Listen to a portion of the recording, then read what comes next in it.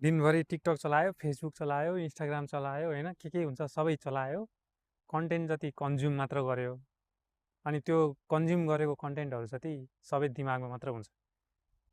अनि त्यही भएर मोबाइलको मेमोरी फुल भए जस्तै अब दिमागको पनि त स्पेस हुन्छ। त्यो क्यापेसिटी फुल हुँदै हुँदै हुँदै हुँदै जान्छ। अनि त्यसपछि दिमाग ह्याङ हुने, साइको हुने, अल्छी लाग्ने, वाक्क दिक्क जिन्दगीदेखि नै वाक्क दिक्क लाग्ने कारण चाहिँ त्यो हो। त्यही भएर कन्टेन्ट कन्ज्युम मात्र नगर्नुहोस्। तपाईँलाई कन्ज्युम गरेको कन्टेन्टबाट केही कुराहरू अब हुन्छ नि, इन्ट्रेस्ट भएको कुराहरू, अब तपाईँले कन्ज्युम गर्ने कन्टेन्टहरू पक्कै पनि तपाईँलाई इन्ट्रेस्ट भएको कुराहरू नै हेर्नुहुन्छ।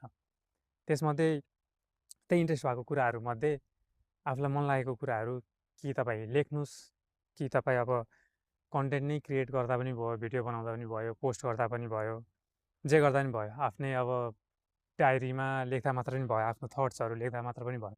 त्यति मात्र गर्नुभयो भने पनि तपाईँलाई त्यो ब्रेन फग हुने, थटहरू ओभरलोड हुने, ओभर थिङ्क गर्ने यताउता धेरैसम्म कम हुन्छ। ट्राई गर्नुहोस् अनि भन्नुहोस् है त के कस्तो हुन्छ।